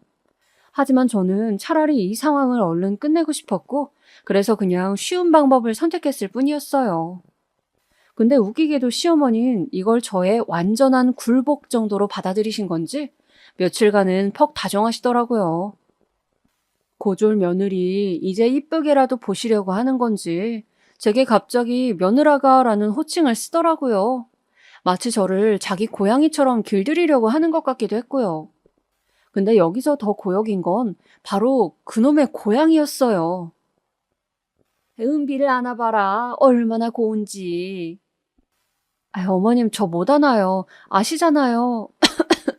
벌써 기침 나요. 엄살 부리지 좀 말고 안으라면 안아봐. 너랑 공교롭게도 이름도 같지 않니? 어머님 안 된다니까요. 죄송해요. 진짜 이상한 애네. 너 시댁 오기 싫어서 일부러 그러는 거지? 나 보기 싫어서. 난 네가 알러지가 있단 말 솔직히 아직도 못 믿겠다. 그쯤 되니 진짜 시어머니 정신도 어떻게 된 건가 싶었어요. 사람이 앞에서 콜록대고 눈이 붓고 있는데 어떻게 저럴 수가 있는 걸까요? 엄마, 이 사람이 왜 거짓말을 해? 아니야, 난 못 믿겠어. 어머님, 어디 수치 검사 결과라도 보여드릴까요? 전 반응 등급도 높아서 면역주사 그런 것도 안 먹어요. 지금 생각해보면 같은 얘기를 몇십 번, 몇백 번은 한 것 같아요. 그런데도 시어머니는 의심병에 걸린 환자처럼 계속 의심했어요. 저도 시어머니와의 관계를 회복하고 싶지 않았던 거 아니에요. 비록 저도 고졸이니 뭐니 온갖 소리를 듣긴 했지만 남편의 어머니만큼 그냥 명절날 서로 얼굴 안 붉히는 관계 정도는 되고 싶었어요. 근데 저런 식이니 그럴 수가 있나요? 거기다 시어머니의 비인격적인 대우는 저희 집안에 동서가 들어오면서 심해졌는데요. 동서는 서방님이 결혼 전 한 번 얼굴을 인사시켜준 적이 있었어요. 근데 다른 건 기억이 하나도 안 나는데 딱 하나 강렬하게 남았어요. 교수라고 하더라고요. 하필 다른 수많은 직업을 제쳐두고 왜 하필 교수일까요? 그 많고 많은 직업 가운데. 동서는 몸가짐도 조신하고 말투도 조곤조곤했어요. 덕분에 어머님의 사랑을 듬뿍 받았죠. 우리 성재가 이렇게 나한테 효도하는구나. 자식 농사 망쳤다고 생각했는데 하나는 성공했네 내가. 우리 애 아빠가 살아있었다면 얼마나 좋았을까. 내가 고졸 며느리가 아닌 교수 며느리를 둘 줄이야. 절 두고도 저리 말씀하시니 동서도 덩달아 민망해하더라고요. 동서도 이미 서방님에게 들어 알고 있었거든요. 시어머니가 고졸인 걸로 절 적잖이 구박한다는 것을요. 아이 맞아. 아가 너는 고양이 좋아하지? 고양이요? 아, 네. 저는 동물은 다 좋아해요. 아, 역시 그렇지. 그래. 배운 사람들은 달라도 뭔가 달라. 마음씨가 고우면 동물도 다 사랑하는 건데 원래 마음씨 모난 사람들이 꼭 동물 가리고 그런다더라. 여기서 어머님 저는 알러지예요 라고 말하고 싶지도 않았어요. 그저 입 꼭 다물고 동서와 시어머니 사이에 오가는 정다운 대화만 듣고 있었죠. 나중에 여기 첫째 얘는 우리 집엔 안 온다. 내가 외로움을 잘 타니 너가 자주 와라. 라고 하시는 시어머니의 말씀을 끝으로 자리가 파했습니다. 하지만 그 자리의 대화가 약과라 느껴질 정도로 시어머니의 비교는 훨씬 유치하고 치졸했어요. 한창 제가 하고 있던 사업이 잘 되어 연락을 드리지 못했던 적이 있었는데 그걸 또 꼬투리 잡더라고요. 하필 동서 앞에서요. 동서와 저는 그때만 해도 서로 대면대면 얼굴 익히고 말 붙이고 있는 사이였어요. 얘, 너 때문에 명절도 밖에서 보내야 하는데 그 손해가 얼마나 막심한진 알지? 나는 너 때문에 우리 고양이들과도 떨어져 있어야 하고 불편하게 전도 내 집에서 못 붙이고 네 집에서 붙여야 한다. 가뜩이나 좁아 터진 네 집에서 화장실도 하나라 가기 불편한데 너 그거 다 어떻게 보상할 거니? 어떡할 거냐고? 입이 있으면 말을 해봐라. 아, 어머님, 그러면 저희 집으로 장소를 옮길까요? 그리고 동서가 절 위한답시고 그렇게 말한 게 화근이었어요. 그때 제가 하고 싶었던 말은 이거였어요. 어머님은 전 안 붙이시잖아요. 제 집에서 전 붙이느라 불편해 죽겠다 하시는데 막상 일 안 하시면서 이 말을 할까 말까 고민하느라 잠깐 침묵을 지켰는데 그 사이 내뱉은 동서의 말에 시어머니는 역시 동서가 벌써부터 눈치가 빠르고 시어머니 생각을 할 줄 안다며 칭찬 일색이었습니다. 식사 내내 동서를 침이 마르도록 칭찬하시는데 음식이 입으로 들어가는지 코로 들어가는지 모를 정도였습니다. 우리 유민이는 참 곱네, 고와. 말도 이쁘게 할 줄 알고 벌써부터 시엠이 챙길 줄 알고. 유민아, 불편하게 시어머니라 부르지 말아라. 그냥 엄마라 불러라. 엄마다 생각해. 아, 네, 어머님. 어머님은 무슨 엄마라 하라니까. 엄마, 그만 좀 해요. 형수님도 불편하고 우리도 불편해요. 나중엔 성격 조용하시던 서방님까지 저렇게 한마디 거들었어요. 다행히 그때야 민망함을 아셨는지 시어머니의 입도 조개처럼 다물어졌습니다. 그러다 그날 밤 제가 못 참고 시어머니에게 크게 대들었던 사건이 일어났는데요. 헤어지기 전 과일을 먹고 있는데 시어머니께서 갑자기 자기가 과거에 연주했던 피아노 곡을 들려주며 이 곡이 어쩌고 저쩌고 누가 작곡했으며 그런 이야기를 늘어놓더라고요. 근데 그 이야기가 너무 길어져 졸음이 쏟아지기 시작했어요. 남편은 이미 코를 골며 자고 있었죠. 단 한 사람, 마침 우리 교수 동서가 음악사를 좋아했던지라 동서만 눈동자가 빛났죠. 어머, 알고 있구나. 그래, 우리 둘째가 차이코프스키를 좋아하는지 몰랐네. 좋아하는 줄 알았다면 공연도 같이 보러 가자고 했을 텐데. 아가, 그럼 이달 말에 롯데 콘서트홀에서 하는 공연 같이 가자꾸나. 최정상 아티스트들이 바흐 협주곡을 한다는구나. 시간 되니? 아, 네, 좋아요. 그럼 제가 예매할게요. 형님 것까지 3장 하면 되죠? 어이구, 돈 아깝게 3장씩이나? 그게 얼마나 비싼데. 쟤는 그런 거 들려줘도 모른다. 음악은 들을 줄 아는 사람이 감상해야지. 아니면 그냥 소음이야. 거기까지 들었는데 아무리 너무 피곤해 꾸벅꾸벅 졸고 있었지만 저를 비하하는 말에 기분이 확 나빠졌습니다. 어머님! 아이고 깜짝이야. 왜 소리를 지르고 그러니? 귀 떨어지게. 너 피아노 하는 사람들 예민한 거 모르니? 너처럼 막귀가 아니란 말이다. 아유 놀래라. 어머님 말씀이 듣자 듣자 하니 너무하신 거 아니에요? 제가 뭐 어째요? 어머님 귀는 얼마나 고급이신데 그러는 거죠? 무슨 다이아몬드로 장식이라도 하셨어요? 뭐야? 이게 지금 어디 동서 앞에서 부끄러운 줄도 모르고 시애미를 욕해? 먼저 며느리 욕하신 건 어머니잖아요. 그러는 어머니는 안 부끄러우세요?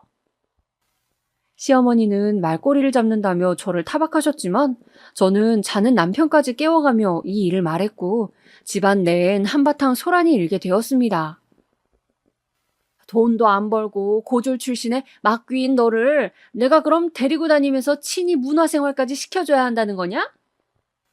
지금 그 말이 아니잖아요. 어머님이 절 그런 식으로 무시하시는 게 화가 나는 거라고요. 하, 참. 너 그럼 내가 차이코프스키를 알려주면 네 머리로 그 음악을 따라갈 수가 있니? 들을 수가 있냔 말이다. 방금도 졸아놓고서는 내가 이래서 둘째를 이뻐하는 거야. 이쁨 받는 데는 다 이유가 있다고. 상식 없는 어머님이랑은 더 이상 말이 안 통하네요. 여보, 가자. 뭐야? 상식이 없어? 너 일로 와라. 그날 저는 많은 것에 화가 났던 것 같아요. 이젠 어머님과 저의 갈등이 지친다는 듯 우유부단하게 행동하던 남편이며 막말하는 시어머니며 너무 마음이 상해 처음으로 엄마와 아빠에게 전화를 걸어 하소연을 하고 싶었지만 겨우겨우 눌러 참았어요. 이런 일 들으시면 유복한 집안에서 귀하게 곱게만 자라온 딸인데 저보다 속상해 하실까 봐요. 그리고 이내 지금까지의 일은 애교라 여길 만한 정말로 제 목숨이 위험할 만한 일이 벌어졌습니다. 어쩌면 이미 예상하고 있어야 할 일이었지만 인생의 장애물들을 너무 가볍게 여기고 있었기에 벌어진 일이었죠. 먼저 사업 얘기부터 꺼내야 할 것 같은데요. 당시 제가 하고 있던 뷰티 어플은 승승장구를 달리고 있다가 잠시 주춤하던 때였어요. 같이 열심히 일했던 직원 한 명도 퇴사를 하고 여러모로 기운이 쭉 빠지던 때였어요. 그런데 어느 날 남편이 조심스레 말을 하더라고요. 엄마가 이번에는 집에 당신 꼭 왔으면 좋겠다는데 아버지 제사 지낸다고. 그럼 고양이들은 치워놔야지. 내가 미리 말해서 그렇게 하라 할게. 어머님께서 정말 그렇게 하시겠대? 솔직히 믿기지 않았어요.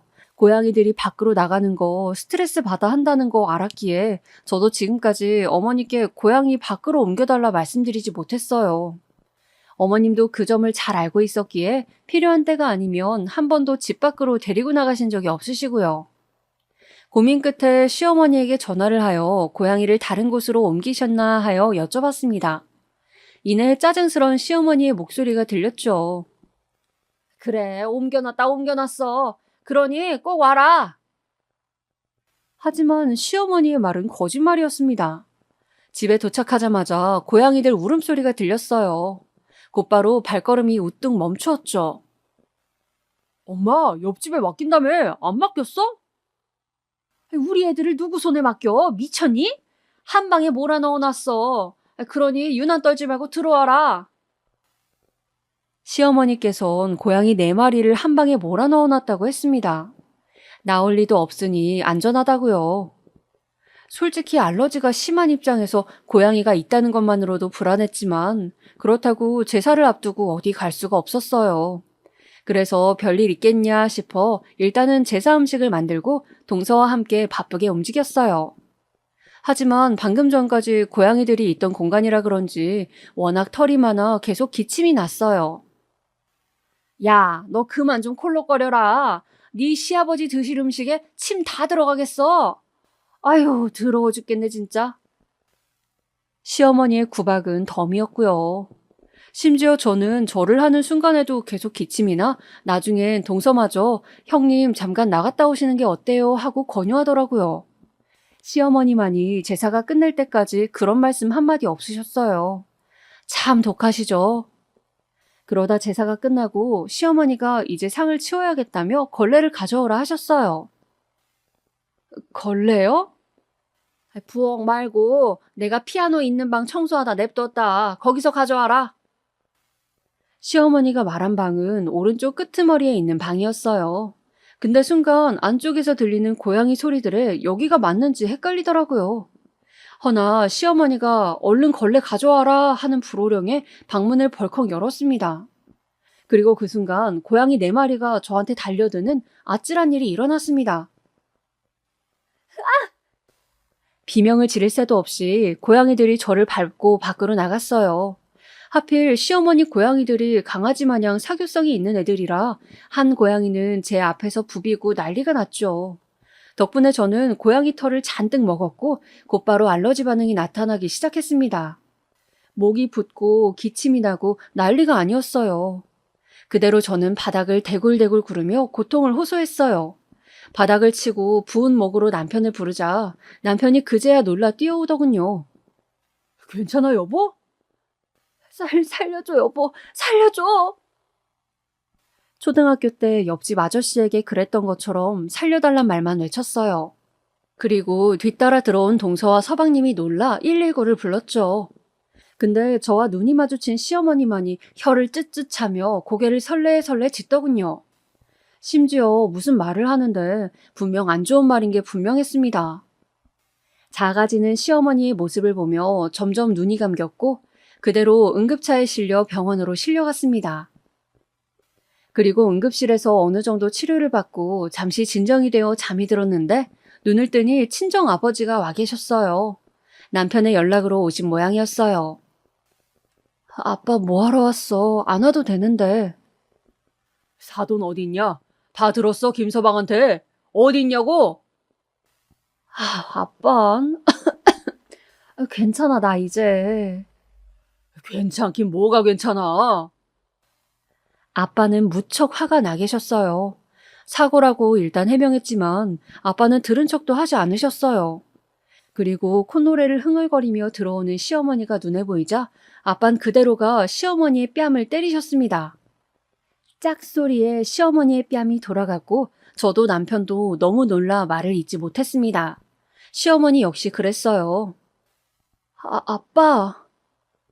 사돈어른, 제 딸 고양이 알러지 있는 거 정말 모르셨습니까? 아셨죠? 지금 미치셨어요? 그깟 걸로 지금 내 뺨을 때린 거예요? 지금 제가 비단 이 일로 그러는 것 같습니까? 당신 아까 전화하면서 뭐라 했어? 아파 누워있는 내 딸한테 뭐라 했어? 고졸 출신이 유난 다 떤다면서 누워있는 거 다 연기라고 자기 망신 주려고 하는 거라고 했어 안 했어? 거기다 더한 말까지 했지. 꼴 좋다고. 아니 그게 아니고. 엄마 정말 그런 말 했어요? 아니다. 지금 이 미친 양반이 거짓말하는 거야. 증거 있어요? 내가 말했단 증거 있냐고. 그럼 내가 없는 거짓말을 지어내서 당신 뺨을 때렸겠어? 이내 남편이 다시 확인 사살을 하기 위해 물었지만 시어머니는 아무 말도 못했고 그저 입술만 바들바들 떠셨어요. 그 순간 누구라도 자기 편이 되어주길 바라는 눈빛으로 두 아들을 바라보았지만 두 아들 다 시어머니를 외면하였죠. 저희 아버진 시어머니 멱살을 잡을 기세로 다가갔고 그제야 제가 아빠를 말리고 들었습니다. 그리고 시어머니에게 다가가 처음으로 제 할 말을 했던 것 같아요. 어머님, 이제 다 끝났어요. 저 괴롭히시는 거. 이제 어머님 얼굴 볼 일 없으니까요. 앞으로 어머님 며느리는 없습니다. 이 말이 뭐 그리 어렵다고 왜 못했는지 후회가 되더라고요. 근데 그렇게 병원을 나오려는데 뒤에서 시어머니가 등 뒤에 비수를 꽂더라고요. 하여튼 고졸 출신 딸에 거지 같은 아빠에 돈 없는 집구석이 다 저렇지. 그 말에 아빠의 발걸음이 멈춰졌고 남편의 입에선 한숨이 새어나왔습니다. 아빠 그냥 가자. 그냥은 못 가지. 이대로는. 아빠는 그대로 시어머니의 얼굴 앞으로 다가가더니 놀랄만한 이야기를 꺼내셨습니다. 바로 숨겨왔던 아빠의 재력을 드러내신 건데요. 남편에게도 말하지 않았던 사실이라 당연히 시어머님 모르고 계실 수밖에 없었어요. 근데 시어머니와 아빠가 이미 얽혀 있었다는 건 저조차도 몰랐던 사실이었습니다. 당신 가게 빼. 뭐라는 거야, 이 미친 양반이? 피아노 학원 빼라고. 당신이 가지고 있는 그 자그마한 학원 빼라고. 내가 그 건물주니까 내일까지 안 빼면 강제로 뺍니다. 나중에 들어보니 아빠가 최근에 산 건물에 시어머니의 학원이 있었다고 하더라고요. 저를 만나면 말하려 했는데 딱히 만날 기회가 없었다가 이렇게 응급실에서 만나게 된 것이었고요. 내가 진작 말을 할 걸 그랬다. 그랬으면 네가 덜 고생을 했을 텐데 왜 말 안 했어? 집 잘 산다고. 그냥 시어머니 딱 봐도 속물인데 내가 아빠 재력 말하면 괜히 귀찮은 일로 들러붙을까 봐. 나한테 들러붙는 건 괜찮은데 아빠한테 그럴까 봐 그거 싫어서. 아휴, 너도 참 누굴 닮아 고집이 센지. 그렇게 병원을 나와 아빠의 부축을 받으며 집에 가는데 아빠께서 조심스레 이혼을 말씀하시더라고요. 너 계속 남편과 얼굴 보고 살 수 있겠냐고요. 그래서 그랬습니다. 남편한테는 문제가 없으니 괜찮다고요. 시어머니와만 인연 끊고 살면 될 거라고요. 하지만 사실 그 말만 했을 적에도 조금은 이혼에 대해 생각하긴 했습니다. 일이 너무 커진 이상 남편과 이대로 괜찮을까 싶었고 무엇보다 마음이 너무나 지쳐 있었어요. 근데 남편은 그 일이 있고 난 후 오히려 미안하다고 빌더라고요. 내가 너무 무심했어. 엄마가 이렇게 하기 전에 막았어야 했는데 미안해. 시어머니 며느리 사이 중재 못하는 남편들 다 등신이라 생각했는데 내가 등신이었네. 한 번만 기회 주면 다신 이런 일 없도록 할게. 한 번만 용서해주라. 남편의 그 말을 들으니 마음이 많이 풀렸어요. 남편의 잘못이 아예 없다고 할 순 없지만 진심 어린 사과로 받아들였어요. 물론 시어머니가 계속해서 남편에게 전화 오고 별짓거리를 다 하길래 시간도 꽤 지났겠다 만나러 나갔습니다.